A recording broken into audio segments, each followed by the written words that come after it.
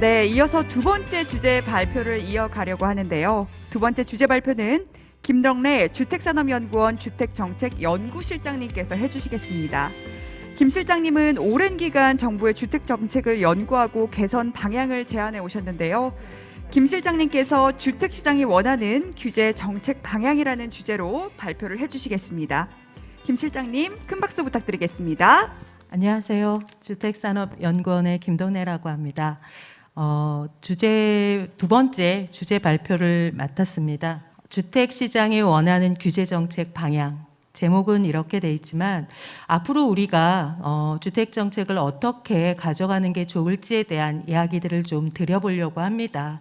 1주제에서는 경제학자이자 이코노미스트의 입장에서의 주택이었다라면 저는 도시계획을 공부를 했고 그리고 굉장히 공공정책에 대한 오랫동안 공부를 하고 주택산업연구원에서 주택시장에 대한 주택정책에 대한 연구를 오랫동안 해오면서 앞으로 우리가 주택이라고 하는 걸 어떻게 들여다봐야 될지, 왜 사람들은 주택이 굉장히 삶에 있어서 중요하지만 왜 주 때문에 계속 이렇게 고통받고 힘들어해야 하는지, 그럼 앞으로 우리의 세대, 미래 세대들이, 우리의 자녀 세대들이 집으로부터의 교통에서 해방되려면 우리가 무엇을 바꿔야 되는지에 대한 담론적 논의를 드리는 시간이 되기를 바랍니다. 먼저 우리는 주택 공급을 하는 정책이 1960년대 공영주택법부터 시작을 했습니다. 전시가 끝나고 집이 너무너무 많이 부족했던 시절에 공공이 주도적으로 주택을 공급하기 위해서 1962년에 공영주택법을 만들었고 세계 그 어느 나라도 주택 문제를 국가가 다 해결하지 못했습니다. 그래서 우리나라도 1973년에 주택건설촉진법을 만들어서 민간도 정부와 같이 주택을 빠르게 공급하자라고 하는 제도를 만들었고 2003년도에 주택법이 전면 개정이 되면서 오늘에 이르고 있습니다. 즉 우리의 주택 정책은 50년이 됐습니다. 50년 동안 우리는 주택 보급률 100%라고 하는 양적 성장은 이루어냈습니다. 그럼 앞으로 우리의 세대는 어떠한 사회를 마주하고 그 사회 속에서 우리는 주택 정책의 문제, 집의 문제를 바라봐야 되는지 이야기를 드리고 싶습니다. 우리는 3만 불 시대가 넘어섰습니다. 이제 우리는 선진국이라고 얘기하는 4만 불 시대를 향해서 달려가고 있고 우리는 고도 성장의 시기는 아닙니다. 이제 성숙한 사회이기 때문에 저성장 그리고 질적 사회로 우리는 빠르게 발전하고 성숙해 나가야 하는 그런 시점입니다. 우리 1990년대생이 30대로 본격적으로 들어오면서 주택시장의 주요한 수요층으로 자리 잡고 있습니다.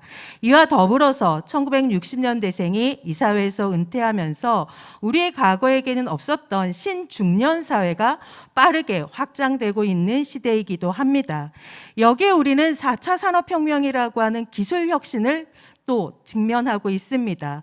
우리는 기존에 있던 프롭테크, 핀테크를 넘어서서 디지털 트윈, 메타버스, 이젠 현실의 세계가 아니고 가상의 공간까지 연결되는 그런 시기로 우리는 들어서고 있습니다. 여기에 우리나라는 여러 가지의 문화정책에 힘입어서 아시아 시대의 신리더로서 급속하게 부상하고 있습니다. 이것도 앞으로의 우리의 가치, 나아가는 그런 시대 속에서 함께 고민해야 될 대목이라고 생각을 합니다. 여기에 우리는 2년 동안 뼈아프게 코로나 2년을 겪으면서 많은 사회적인 변화에 대한 요구를 받고 있습니다. 우리가 기존에는 어려울 거라고 했던 비대면 사회에서의 어떤 적응력의 증가는 앞으로 우리 미래 세대뿐만이 아니고 우리의 사회에 있어서도 비대면 사회에 있어서의 적응력 속에서 만들어진 그런 주택정책에 대한 요구도 있을 거라고 생각을 합니다.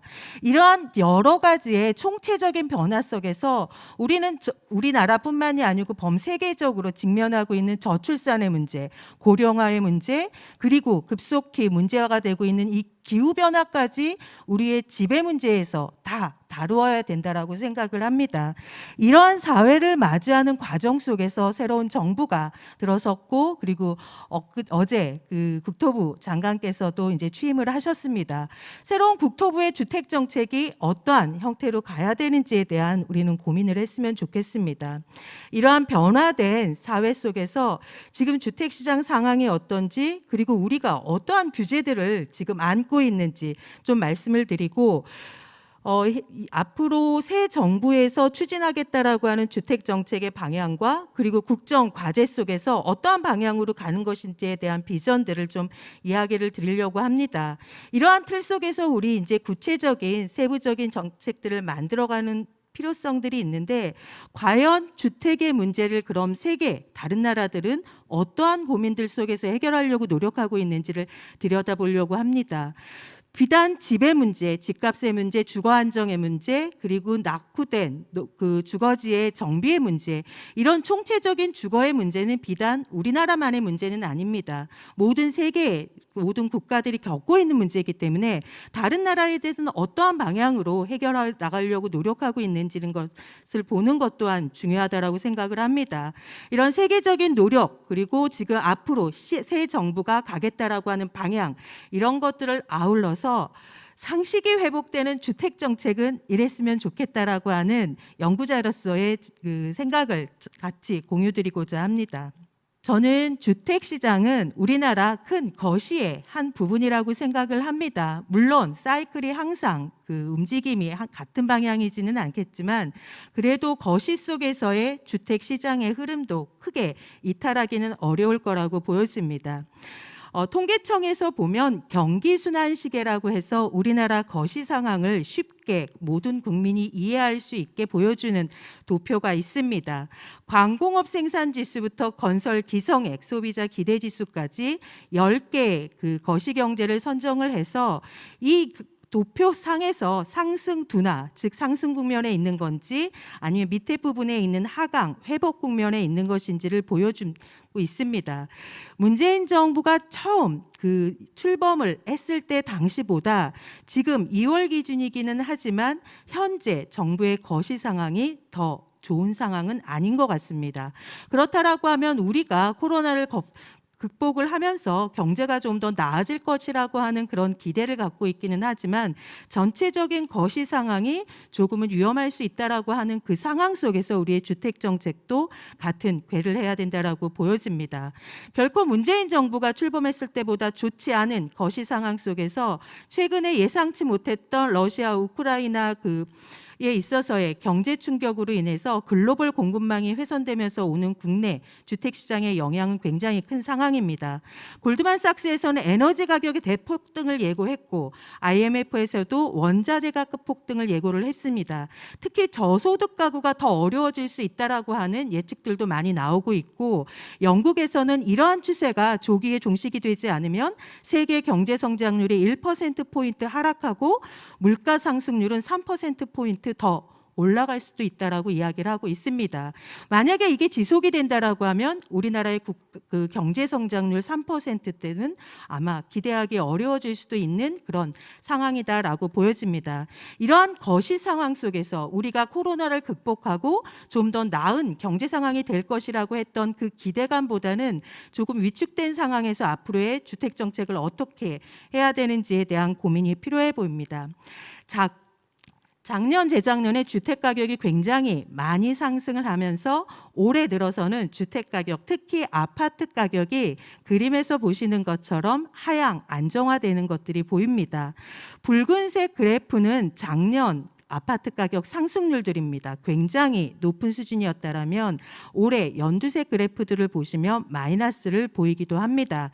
다만 우리가 좀 경계해서 보여야 될 부분들은 아파트 가격들은 많이 올랐던 그런 효과들에 의해서 굉장히 낮은 수준을 유지하고 있고 낮다라고 우리가 인지하고 있지만, 단독주택의 아파트 그 가격 상승률들은 예년보다 조금 더 높게 형성이 되어지고 있기 때문에 이러한 것들을 놓쳐서는 안 된다라고 생각을 합니다. 전세 가격도 마찬가지입니다. 우리가 서울의 아파트 가격에 굉장히 집중하고 있는 사이에 비아파트, 단독이라든가 연립 이런 쪽에 있어서의 전세 가격은 여전히 불안한 상황입니다.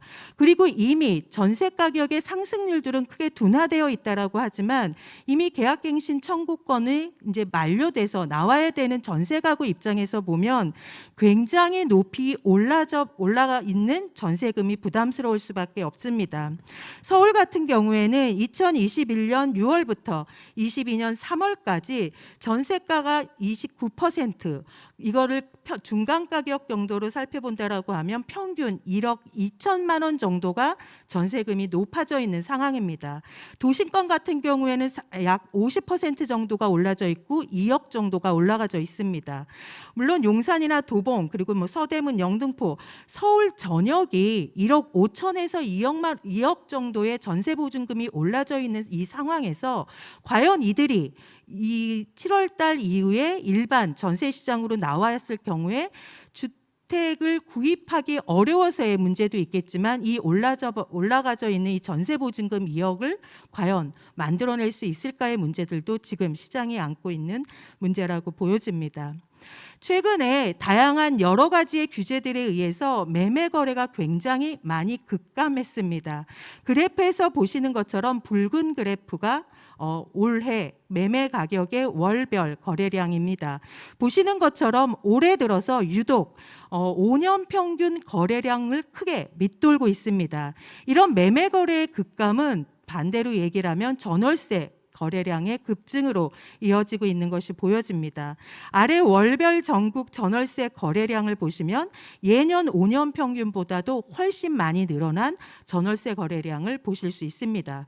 즉 매매 거래를 통한 자유로운 주거 이동의 제약은 결국 전월세 거래의 급증으로 이어지고 있기 때문에 실질적으로 주택 시장에 있어서는 거래 위축뿐만이 아니고 전월세 거래 그 증가에 의한 주거 안정의 지속적인 것들을 확보하는 게 어려울 수도 있다라고 하는 게 현재 문제입니다.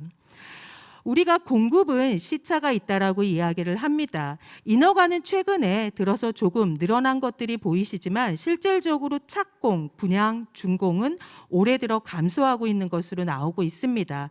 즉 인허가가 늘었다 할지라도 실질적으로 사람들에게 공급 체감이 되는 분양, 착공 그리고 입주, 준공 물량들이 감소를 하고 있기 때문에 이러한 문제들에 있어서의 공급 시차를 극복하는 것 또한 현재 정부가 가져야 되는 고민이라고 할 수 있습니다.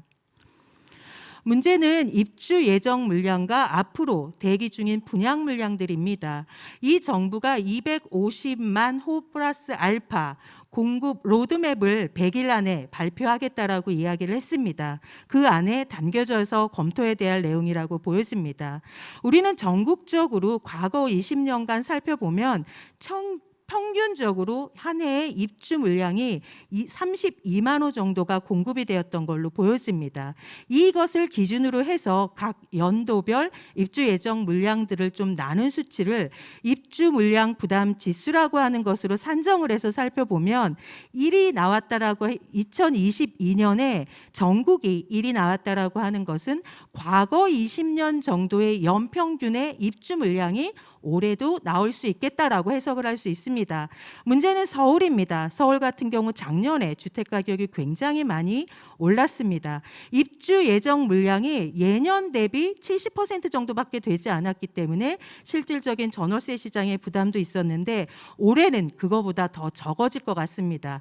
즉 서울이라든가 울산 같은 지역에서는 예년에 그 지역에서 나왔던 입주 물량보다 절반 정도밖에 나올 수 없기 때문에 이러한 부분들을 단기적으로 해결할 수 있는 대책들이 필요해 보입니다.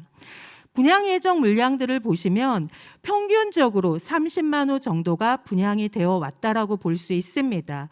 올해 분양 예정 물량이 많다라고 이야기를 하고 있습니다. 이것을 보시면 전국적으로 보시면 최근에 주택 가격이 조금 하락하고 있는 인천 같은 지역은 작년부터 분양 예정 물량이 인천에서 공급해왔던 물량의 2배가 2년째 지속되고 있는 특징들이 나타나고 있습니다.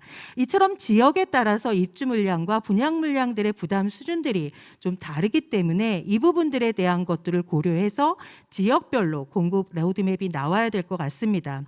밑에 보시면 서울의 시계월 그래프를 보시면 서울은 연평균 3만 7천 호 정도의 분양 물량들이 나왔던 시장입니다. 문제는 이런 물량들이 지속적으로 그리고 좀 안정적으로 공급이 되지 않고 이 공급이 굉장히 많이 됐던 시기 그리고 공급이 평균보다 상당히 부족했던 시기에 변동성이 크게 공급이 되고 있다는 것들이 문제입니다. 즉 우리가 공급 로드맵을 짤 때 이 공급 물량의 변동성을 줄여나갈 수 있는 공급 환경들을 기반들을 만들어 나가는 것들이 중요하다라고 할 수 있습니다. 특히 서울의 시계열 그래프에서 보시면 2021년 작년에 보시면 역대급으로 분양 물량이 적었습니다. 서울에 이처럼 분양 물량들이 굉장히 작년에 적었기 때문에 높은 경쟁률을 기록할 수밖에 없었고 공급에 대한 체감도 적을 수밖에 없었던 시장이라고 보여집니다. 이게 광역시도 단위의 이런 정도인데 이걸 하위 시군 단위로 내려가게 되면 이러한 지역별 온도차는 더 심하다라고 보여집니다. 그렇기 때문에 지역별 차별적인 공급 로드맵의 마련이 필요하다라고 보여집니다. 작년에 430개 정도 단지가 분양이 되었습니다. 약 15만 4천 호 정도가 일반 분양이 되었는데 전용 면적 타입을 보시면 16제곱미터부터 270제곱미터까지 평형대가 굉장히 다양하게 공급이 되고 있는 걸 알 수 있습니다. 우리가 수백 대 1, 수천 대 1 해서 굉장히 청약 경쟁률이 높다라고 이야기를 하고 있지만 세 자릿수의 경쟁률을 가지고 나온 것은 18개 단지 전체 분양한 단지의 4%밖에 되지 않습니다. 반면에 청약이 미달한 단지는 82개 단지로 전체 분양 단지의 19%입니다. 우리가 특정 지역의 분양 시장과 청약 시장에 집중해서 그 지역만을 보고 있지만 전국적으로 이것들을 보면 청약 미달된 지구들도 굉장히 많고 그리고 수요보다 공급이 더 많은 지역들도 많다라고 하는 이런 지역적 차별성들에 대한 고민을 더 이상 간과해서는 안 될 거라고 보여집니다. 우리가 로또 청약이라고 해서 굉장히 청약 경쟁률이 높다라고만 인지하시지만 작년에 이렇게 그래프를 지역별로 보시면 결국 서울과 세종이었습니다. 즉 우리가 주택 시장을 보는 데 있어서 서울과 세종 중심으로 주택 정책을 마련하고 그리고 우리가 어떤 공급 계획들을 수립하게 된다라면 서울과 세종 이외의 지역에서는 전혀 다른 현상이 나타날 수 있다라고 해석할 수도 있습니다. 즉 우리가 더 이상 서울만을 바라보는 그런 주택 정책에서 벗어날 필요도 있다라고 보여집니다. 보시면 아까 말씀드린 그 다양한 전용 면적별로 청약 경쟁률이 천차만별입니다. 보시는 것처럼 우리는 국민주택 규모에 의해서 85제곱미터 바로 밑에 있는 84점 얼마 그리고 59점 얼마 이런 평형들이 굉장히 많이 공급되고는 있지만 사람들이 선호하는 경쟁률과의 관계를 보면 85에서 100 사이의 경쟁률들이 굉장히 높습니다. 그렇기 때문에 우리가 너무나 청약 경쟁률을 전체적인 숫자로만 본다라는 것은 위험할 수 있다라고 보여지고 우리가 주택을 공급하는 과정에 있어서 양이 아니고 이젠 질적인 변화를 고려한다라면 어떠한 면적의 사람들이 살고 싶어하는 거고 어떠한 주거 면적에 대한 소비가 필요한 것인지에 대한 고민도 같이 있어야 될 것 같습니다. 제도에 의해서 맞춰진 그런 면적 규모가 아니고 사람들이 필요로 하는 소비 면적에 대한 고민들도 앞으로는 담아야 될 거라고 보여집니다. 현재 주택시장 상황이 그렇게 녹록한 것만 같지는 않습니다. 그 이면에는 지금 그래프 표에서 정리한 것처럼 문재인 정부에서 굉장히 많은 부동산 대책을 발표를 했고 그 결과 주택시장에 관련된 모든 규제가 총망라돼서 촘촘하게 겹겹이 쌓여 있습니다. 특히 이 중에는 우리가 규제지역이라고 해서 조정대상지역, 투기과열지구, 투기지역, 고분양가 관리지역, 미분양 관리지역, 여기에 분양가 상한제 적용주택 지역까지 굉장히 많은 지역 규제들이 있습니다. 여기서 보시는 것처럼 전 국토의 절반이 규제지역입니다. 조정 대상 지역이 현재 112곳이 지정이 되어 있는데 우리나라 기초지자체가 200개가 조금 넘기 때문에 전 국토의 절반이 조정 대상 지역이다라고 해도 과언이 아닙니다. 이 조정 대상 지역이라고 하는 것은 투기가열지구나 투기지역을 도입하지 않기 위해서 박근혜 정부 말기에 도입한 제도입니다. 그렇지만 이미 우리가 투기지역, 투기가열지구를 모두 적용하고 있기 때문에 이 조정 대상 지역의 효과성이 과연 있는 건가, 실효성이 있는 건가라는 것들을 봤을 때 정책 목표도 달성하지 못했기 때문에 이 조정 대상 지역에 대한 해제는 전반적으로 검토할 필요가 있다라고 보여집니다. 문제는 규제 지역의 종류에 따라서 적용되는 규제 수단과 종류가 다르다라는 겁니다. 조정 대상 지역, 투기 지역, 투기 가열 지구에 따라서 가계 대출, 사업자 대출, 그리고 정비 사업에 대한 규제, 전매 제한의 기간까지가 모두 다 차별적입니다. 즉 이렇게 되어 있기 때문에 일반 국민들이 규제 지역을 파악하는 것도 어려울 뿐만이 아니고 그 해당 지역에 어떠한 규제가 적용되어 있는지도 이해하는 것은 굉장히 어려운 상황이라는 것을 알 수 있습니다. 이뿐만이 아니고 대출 규제도 보시는 것처럼 일반 지역이냐 조정 대상 지역인지 투기 과열 지구인지 이거에 따라 다 다르게 되어 있고 주담대 같은 경우에는 사상 초유의 유례 없는 조치로서 주택담보대출 금지라고 하는 조치까지도 내려져 있는 상황입니다. 세금 정책은 세무사도 포기한 정책이라고 이야기를 합니다. 보시는 것처럼 이게 일반 지역이냐 규제 지역이냐, 주택을 하나 보유하고 있느냐 세 개를 보유하고 있느냐에 따라서 적용되는 취득세율, 양도소득세율, 종합부동산세율 모두가 다 다릅니다. 그렇기 때문에 이렇게 복잡한 규제 정책으로 인해서 일반인들과 일반적인 사람들이 이해하는 것이 굉장히 어려운 상황입니다. 현재 이 규제 수준은 이미 오래전부터 연구원에서 조사를 했었을 때 과하다라고 하는 인식이 굉장히 많이 있었습니다. 현재 주택시장에 있는 규제는 지역 규제, 대출, 거래, 조세, 가격, 정비사업, 그리고 주택산업에 대한 금융 규제뿐만이 아니고 공급 방식에 대한 선분양, 후분양에 대한 이야기까지 굉장히 많이 있습니다. 여기에 유일하게 공급 확대 정책을 가지고 있었는데 2020년도에 이 대책들이 나오기 시작했을 때조차 이미 전 조사한 것의 50% 이상이 너무 과도하다라는 규제에 대한 인식들이 있었습니다.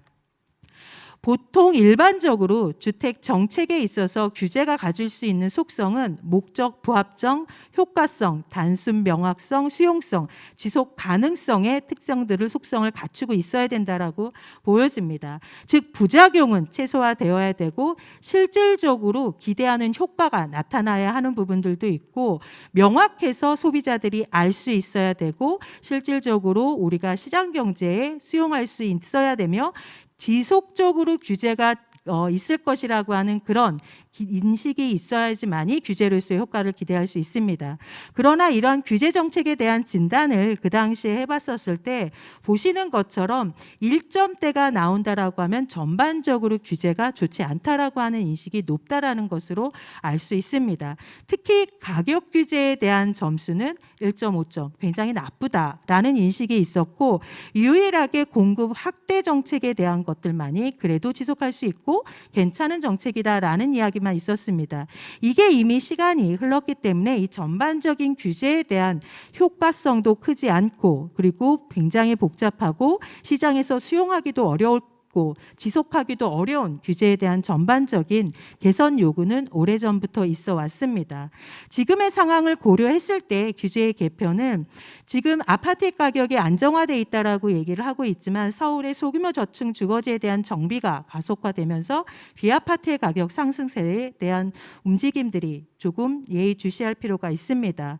전월세 거래가 굉장히 많이 증가하고 있기 때문에 이 전월세 거래보다는 매매를 통한 그리고 자가 마련을 통한 주거 안정을 확보할 수 있는 정책의 전환이 필요하고 문제는 이미 너무 높아져 버린 전세금을 어떻게 전월세 가구들이 보충할 수 있을지 마련할 수 있을지에 대한 지원 정책이 없이는 혼란이 나올 수밖에 없을 것으로 보여집니다. 인허가는 높지만 착공과 분양이 줄고 있습니다. 착공률과 분양률을 증가할 수 있는 조치가 필요하고 착공률과 분양률을 지연시키는 그런 규제 등 찾아서 해결할 필요가 있습니다. 특히 입주 물량이 적은 지역들에 대해서는 임대차 시장에 대한 특별한 관리 조치가 필요해 보이고 청약이 미달한 지역들도 지역들도 굉장히 많이 있습니다. 이런 지역들에 있어서는 공급 로드맵을 짜는 것도 중요하지만 공급 관리를 하는 것도 필요하다라고 보여집니다. 규제를 전폭적으로 조금 완화하는 과정에서 소비자들이, 국민들이 알기 쉽게, 이해하기 쉽게 바꿀 수 있는 그런 노력들이 좀 필요해 보입니다.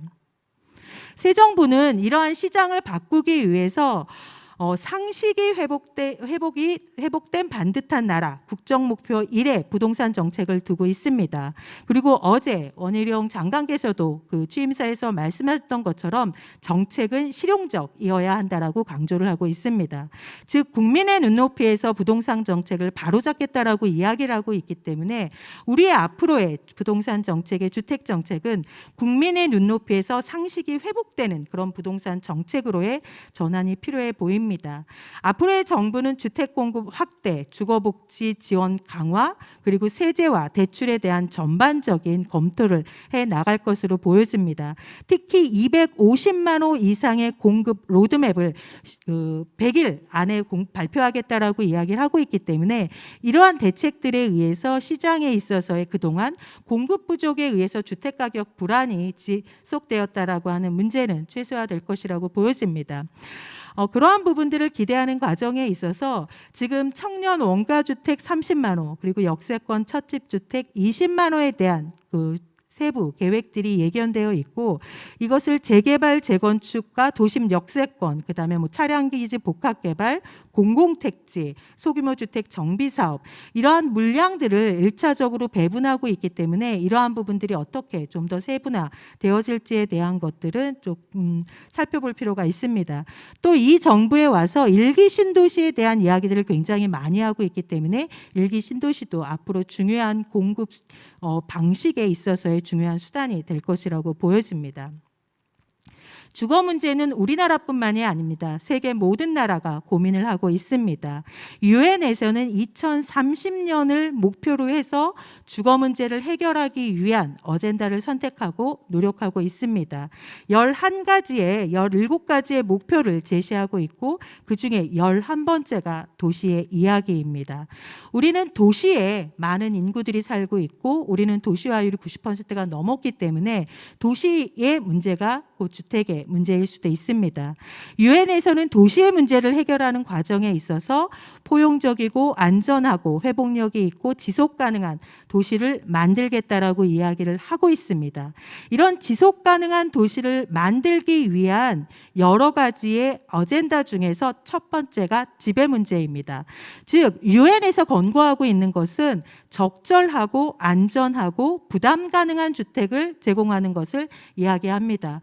우리는 어포더블 하우징 집값만을 이야기하고 있지만 전 세계적으로는 집값의 문제를 넘어서서 사람들이 살 만한 적절한 주택을 공급하는 것에 대해서 이야기를 하고 있습니다. 그리고 안전하게 살 수 있는 집을 이야기하고 있습니다.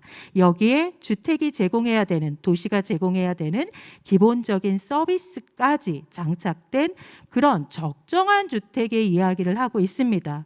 우리가 집을 바라보는 관점은 집값을 넘어서야 된다라고 보여집니다. 집값을 넘어서서 이러한 적정한 주택들을 각각의 소득 계층에 맞추어서 공급할 수 있는 주택 정책에 대한 고민의 전환이 필요합니다. 유엔의 산하기구인 헤비타트에서는 주택은 주거는 인간의 기본권이라고 이야기를 하고 있습니다. 이 관점 또한 우리가 간과해서는 안 될 부분입니다. 그렇기 때문에 집이라고 하는 것이 단순하게 지붕만이 있다고 해서 집은 아닌 겁니다. 우리가 안심하고 살 수 있어야 되는 거고 시설적으로도 꽤 괜찮아야 됩니다. 최근에 사람들이 좋은 주택을 그리고 성능이 좋은 주택을 원하는 것들이 이러한 시대적인 변화에 의한 것이라고도 볼 수 있습니다. 그리고 집을 가능해야 합니다. 이 집이라고 하는 것이 단순하게 지금에 있어서의 나의 자산으로서도 중요하지만 앞으로 우린 삶을 있어서의 삶과 미래를 설계하는 데 있어서도 중요한 기본 요건이기 때문에 중요하게 살펴야 될 부분이 있습니다. 그렇기 때문에 헤비타트에서는 집이라고 하는 것이 단순하게 집만의 문제가 아니고 살아가는 데 있어서의 고용, 교육, 건강, 사회 서비스 이런 모든 것과 연계된 그런 관점에서 주택 문제를 바라볼 것을 이야기하고 있습니다. 적절한 주거가 확보되지 못하면 우리가 살아가는 데 있어서의 기본적인 권익과 그다음에 보호를 받을 수 없고 근로와 교육에도 지장이 있기 때문에 실질적으로 우리가 주택을 바라보는 것들을 조금 더 확장시켜서 넘어가야 될 부분이 있다라고 보여집니다. 이러한 노력들을 하기 위해서 세계의 그 많은 그 연구 결과들에서는 적절한 주택 공급을 권고하고 있습니다. 우리는 지금 어떠한 주택 공급에 대한 고민들을 하고 있는지 한번 진단해 보고 적절한 주택 공급을 하기 위해서 어떠한 노력을 해야 되는지에 대한 생각들이 필요합니다. 먼저 양질의 데이터가 필요합니다. 우리 통계 데이터 굉장히 많지만 실질적으로 필요한 정책을 만들어내기 위한 고급진 데이터는 부족합니다. 주택 시장과 관련된 체계화된 양질의 데이터가 좀 더 만들어지고 공개되고 그럴 필요가 있습니다. 도시 규제가 도시의 문제이기 때문에 주택의 문제는 도시의 문제이기도 하기 때문에 도시의 촘촘한 규제를 많이 완화시킬 필요가 있습니다. 특히 서울시의 주택을 공급하기 위해서는 서울시에 촘촘히 쌓여져 있는 다양한 많은 도시 규제들을 걷어내야 됩니다. 그리고 도심까지 통근 가능한 지역으로의 확장을 위해서 교통수단에 대한 확장도 이야기를 하고 있습니다. 공공주도 정책이 가지고 있는 한계가 있는 것처럼 민간 부분이 적극적으로 참여할 수 있게끔 환경을 바꿔야 합니다. 부담 가능한 주택을 공공주택을 공공이 모두 다 할 수 없습니다. 민간이 함께 할 수 있게끔 여건을 만들어내야 될 필요가 있고 주택 정책을 우리가 생애주기 그리고 계층별로 하고 있는데 소득계층별로도 잘 맞춰야 됩니다. 저소득층은 저소득층에게 맞는 주택을 그리고 중산층에게는 중산층에 맞는 주택을 공급할 필요가 있습니다. 모든 주택이 다 쌓아야 한다라고 하는 그런 획일적인 경직된 사고에서 벗어나서 각자의 소득에 맞는 각자의 적절한 주택 공급이 필요합니다. 우리 등록임대주택 시장이 많이 훼손됐습니다. 등록임대주택 시장에 대한 제도 개선들을 통해서 바로잡아야 될 필요가 있고 원희룡 장관께서도 말씀하셨습니다. 정책은 실용적이어야 한다고. 여기 세계에서도 실용적인 실질적인 시행을 할 수 있는 정책이 나와야 된다라고 이야기를 하고 있습니다. 아무리 이상이 좋고 그리고 의도가 좋다 할지라도 현재 시장에서 작동이 되어질 수 없다라면 그 정책은 좋은 정책이라고 이야기할 수 없기 때문에 실질적으로 실용적인 작동이 될 수 있는 정책을 만들어낼 필요가 있습니다. 그리고 주택 시장에 주택을 공급하는 과정에는 많은 참여 주체들이 있습니다. 이들이 함께 협업할 수 있는 그런 역할을 분담해낼 수 있는 그런 가치 사슬과 같은 그런 생태계를 만들어내 줄 필요가 있다라고 보여집니다. 이러한 관점에서 볼 때 우리는 규제로 촘촘히 쌓여져 있고 새로운 정부가 들어서면서 여러 가지의 정책들을 혁신적으로 바꾸겠다라고 이야기를 하고 있습니다. 세계에서는 주택의 문제를 도시 속에서 중심에 배치하고 있습니다. 그리고 다양한 수단들을 통해서 적절한 주택을 공급하기 위한 노력을 하고 있습니다. 우리는 어떨까요? 우리는 헌법에서부터 주택법, 주거기본법에 이르기까지 주택정책의 목표를 분명히 명시하고 있습니다. 국민의 주거 안정이고 주거 수준의 향상이라고 분명히 헌법에서부터 천명하고 있습니다. 그런데 지금까지 우리는 주택정책의 중심에 집값만 있었습니다. 이 집값을 넘어서지 않으면 우리는 국민의 주거 안정도 주거 수준의 향상도 기대하기 어렵다라고 보여집니다. 집값에서 벗어나서 우리가 궁극적으로 추구해야 되는 정책의 목표를 바로 세워야 할 겁니다. 우리가 그동안 집이라고 하는 것이 우리에게 더 나은 삶과 미래를 주고 있었는지를 살펴야 할 것이고 국가는 국민에게 주거 안정과 더 나은 주거 수준 향상을 지원하기 위해서 노력했으며 주택 정책은 모든 국민의 쾌적한 주거 생활을 과연 지원해 왔는가에 대한 점검과 반성이 필요하다라고 보여집니다. 이러한 틀 속에서 우리는 주택 정책에 대한 철학과 비전을 다시금 만들어야 될 것 같습니다. 서울 공간 안에 있는 서울이라고 하는 도시에 있는 주택의 주거지의 모습입니다. 최근에 지어진 굉장히 고급진 아파트와 아주 오래된 구도심에 있는 더 이상 인간으로서 인간답게 살기 어려운 환경의 주거지까지 공존하고 있는 게 현재의 도시의 모습입니다. 우리가 해결해야 될 것은 양질의 주택의 공급을 지속적으로 하는 것도 중요하지만 이런 주거 공간의 양극화의 문제들도 해결해 나가는 것이 우리의 주택 정책의 목표일 겁니다. 지옥과 아래 쪽방이라고 하는 이 부분 같은 공간에 있습니다. 그리고 쪽방을 매기려 해서 굉장히 최고의 수익을 얻는 수익 상품의 모델도 갖고 있는 게 우리 도시의 현실입니다. 이러한 문제를 해결해내지 않는다라고 하면 우리가 이야기하는 국민의 주거 안정은 기대하기 어려울 것이라고 보여집니다. 그동안 집값에 너무 매몰돼서 우리가 놓치고 있었던 많은 도시 안에 있는 농촌에 있는 주거의 문제들을 다시 들여다보고 재진단해야 될 것입니다. 이러한 관점에서 저는 몇 가지 제안을 드리고자 합니다. 특정 지역의 집값 중심의 정책 더 이상은 어려울 것 같습니다. 규제 정책은 모든 규제가 다 나쁜 규제는 아닙니다. 우리가 공공의 이익을 실현해 가기 위해서는 적절한 규제는 이 사회에 필요합니다. 규제 정책이 너무 과도한 부분들을 합리적으로 조정해내는 것이 시급해 보입니다. 그동안 5년 동안 쌓였던 규제 정책이 가지고 있던 부작용을 최소화시키는 것은 우리가 해야 될 일이지만 그 변화로 인한 충격 또한 시장에서 감당해내야 되기 때문에 긴 호흡을 가지고 차분히 전환해야 될 거라고 보여집니다.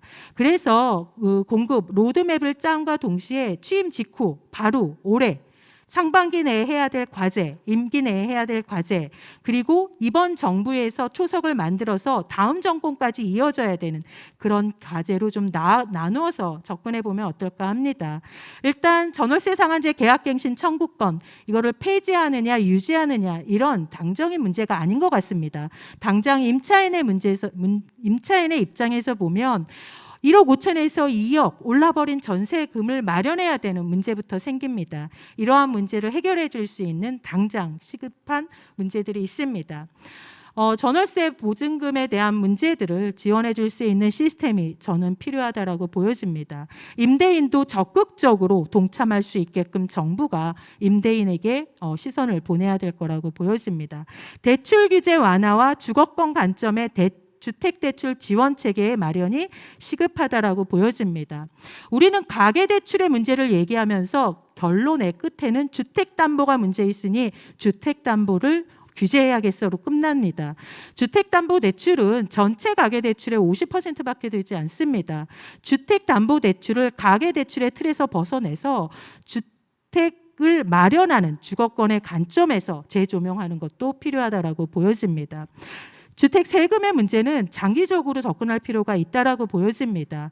이 문제는 1세대 1주택, 1가구 1주택에 우리가 오랫동안 가지고 왔던 것과 연결되어 있기 때문에 과연 우리가 1세대 1주택의 문제를 어떤 관점으로 볼 것인지 그리고 다주택자를 어떤 관점으로 볼 건지와 같이 세금의 문제는 해결해야 될 것 같습니다. 예를 들어 저가 1주택자와 고가 전세 가구 누가 더 세금을 내야 하는 걸까요? 우리는 이런 것들에 대한 논의가 없기 때문에 다주택 숫자에 매몰되어 있다라고 보여집니다. 국민의 눈높이에 맞는 주택 공급 정책이 필요합니다. 우리는 다른 나라하고 주택에 대한 생각이 많이 다릅니다. 우리나라 국민이 틀렸다라고 생각하지 않습니다. 그게 우리나라라고 생각을 합니다. 우리나라 사람들은 10명 중에 8명, 9명은 집을 갖고 싶어 합니다. 이러한 기본적인 높은 주택 보유 의식을 인정해야 하고 그러기 위해서는 공공임대 정책도 중요하지만 공공분양을 확대해가는 정책도 필요하다고 보여집니다. 현재 우리나라에는 공공임대, 민간임대, 민간분양 세 개의 시장이 주로 형성되어 있습니다. 여기에 공공분양을 통해서 저소득층이라든가 무주택, 청년, 신혼부부들에게는 공공분양을 통해서 자산을 마련할 수 있는 기회를 주는 것도 필요하다고 보여집니다.